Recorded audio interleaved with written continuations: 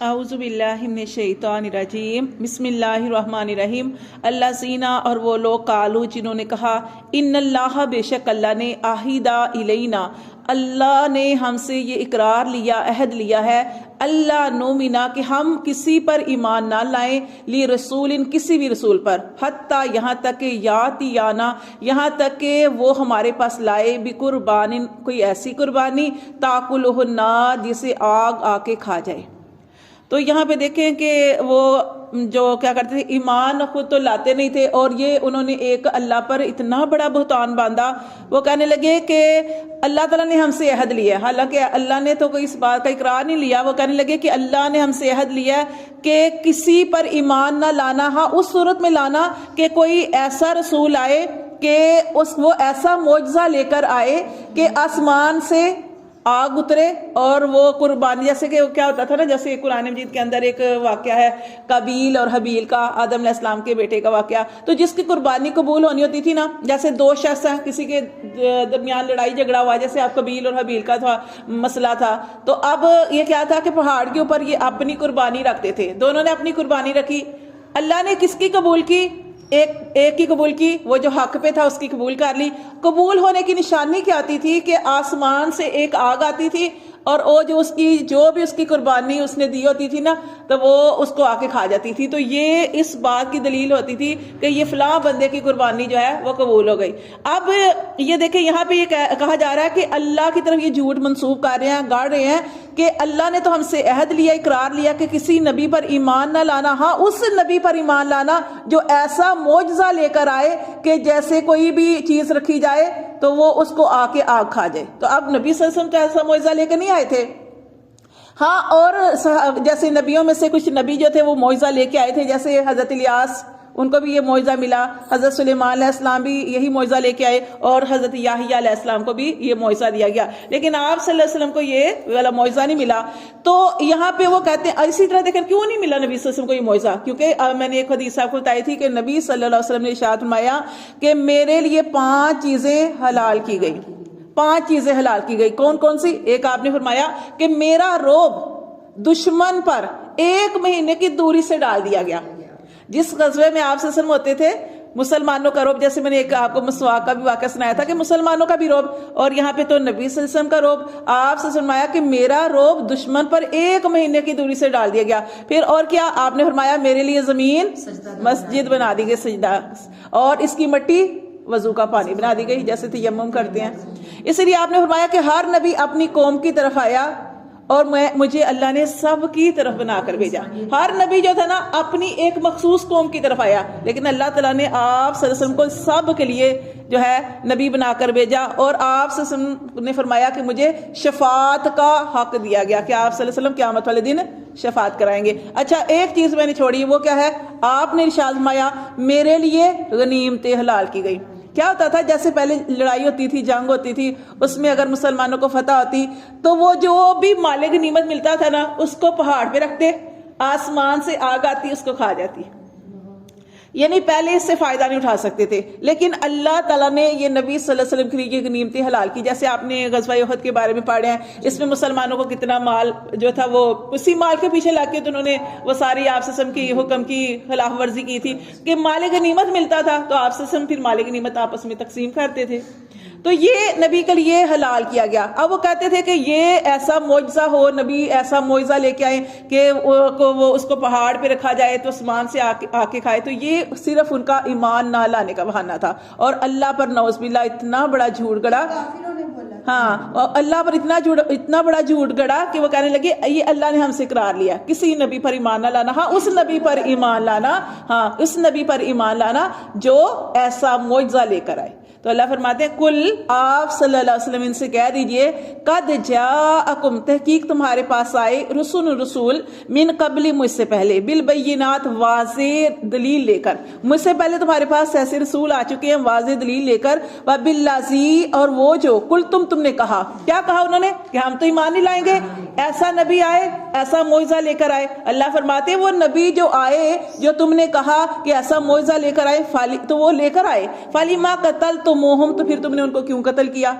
تم کہہ رہے جن کا وہ قبول ہو جاتا تھا، آگ آ کے لے جاتی تھی، تو لیکن ان پہ بھی وہ ایمان نہیں لائے جب وہ قتل ہاں تو یہی اللہ تعالیٰ فرما رہے ہیں کہ یہ تم کہہ رہے نا ایسا معجزہ لے کے آؤ، تو مجھ سے پہلے تو ایسے نبی آ چکے ہیں، جیسے میں نے آپ کو بتایا کہ حضرت الیاس، حضرت سلیمان علیہ السلام اور حضرت یحییٰ علیہ السلام کو بھی یہ معجزہ ملا تھا۔ اللہ فرماتے ہیں پھر کیوں نہیں تم ان پر ایمان لائے، کیوں تم نے ان کو قتل کیا؟ ان کنتم صادقین، اگر تم اپنی بات میں سچے ہو۔ فَإِن كَذَّبُوكَ، پھر آگے اللہ تعالیٰ اپنے نبی محمد صلی اللہ علیہ وآلہ وسلم کو تسلی دے رہے ہیں، فَإِن كَذَّبُوكَ، اے محمد صلی اللہ علیہ وسلم اگر یہ لوگ تجھے جھٹلائیں، فَقَدْ كُذِّبَا، تو تحقیق جھٹلائے گے، رسول من قبلک، آپ سے پہلے رسولوں کو انہوں نے جھٹلایا، جاؤ، حالانکہ وہ لائے تھے، بالبینات، واضح دلیلیں بھی لائے تھے، والزبور، اور صحیفے لے کے آئے تھے، یعنی کتابیں تو 4 نازل ہوئی ہے نا، تورات، انجیل، زبور، قرآن مجید، باقی صحیفے تھے اللہ کی طرف سے لکھا ہوا آتا تھا۔ تو اللہ فرماتے ہیں کہ اس سے پہلے جو تھے رسول آئے واضح نشانیاں لے کر اور صحیفے لے کر، والکتاب المنیر، اور روشن کتاب لے کر، تو پھر تم نے ان کو کیوں جھٹلایا؟ تو یہ آپ صلی اللہ علیہ وسلم کو تسلی دی جا رہی ہے کہ انہوں نے آپ کو بھی جھٹلانا ہے، اگر آپ کو جھٹلائیں تو آپ نے پریشان نہیں ہونا، ٹھیک ہے؟ آپ سے پہلے جتنے بھی رسول آئے وہ واضح دلیلیں لے کر آئے تھے، ان کو بھی ان کے قوموں نے جھٹلایا تھا۔ تو اللہ فرماتے ہیں کل نفس ذائقۃ الموت، ہر جان نے موت کا مزہ چکھنا ہے، ہر جان نے، کہ جو بھی دنیا میں کرو گے اس کی جزا سزا جو ہے وہ تمہیں ملے گی، جو بھی کرو گے پھر تم اس وقت کہو یہ کہاں سے، یہ تکلیف کہاں سے آ گئی، یہ کہاں سے ہمیں یہ سزا ملی۔ اللہ فرماتے ہیں جیسے آج ہم نے پڑھا، یہ تمہارے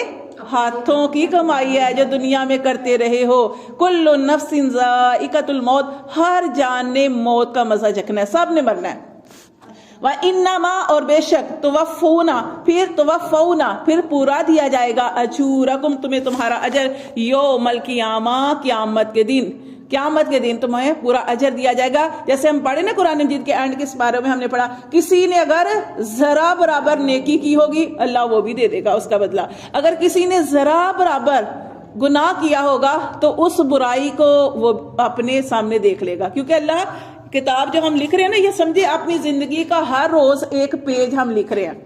جو ہر روز اللہ تعالیٰ میں جو ہے موقع دیتا ہے، مہلت دیتا ہے، تو ہم اٹھتے ہیں نا، اپنے صبح کا آغاز کرتے ہیں، تو اس میں ہم نے کیا لکھنا ہے، جو کیا نا وہی اب قیامت والے دن اللہ کہے گا اپنا نامہ مال پڑھو۔ تو اللہ فرماتے ہیں اللہ کسی پر ظلم نہیں کرے گا، انما توفون اجورکم، بے شک پورا دیا جائے گا تمہیں تمہارا اجر، یوم القیامہ، قیامت کے دن۔ حدیث میں آتا ہے نا کہ آپ سے ارشاد میں کہ اگر کوئی سمندر کے اندر اپنی انگلی ڈبو کر نکالے تو انگلی میں کتنا پانی آئے گا؟ ایک قطرہ آ جائے گا، ایک قطرہ، آدھا قطرہ، یہ دنیا کی زندگی ہے، اور جو سمندر ہے نا وہ آخرت ہے۔ جیسے ہم پڑھے تھے اس کلاس میں کہ کیا ہے کہ انسان جو ہے دنیا میں جتنا مرضی جی لے، اب نوح علیہ السلام جو تھے کتنی لمبی ان کی عمر تھی، لیکن وہ کیا ہے نا کہ ان سے کسی نے پوچھا کہ آپ نے کتنے سال اس دنیا میں رہے تو آپ کو کیسا لگا؟ انہوں نے کہا کیسے لگا جیسے ایک دروازے سے داخل ہوا اور دوسرے سے نکل گیا، اتنی لمبی عمر۔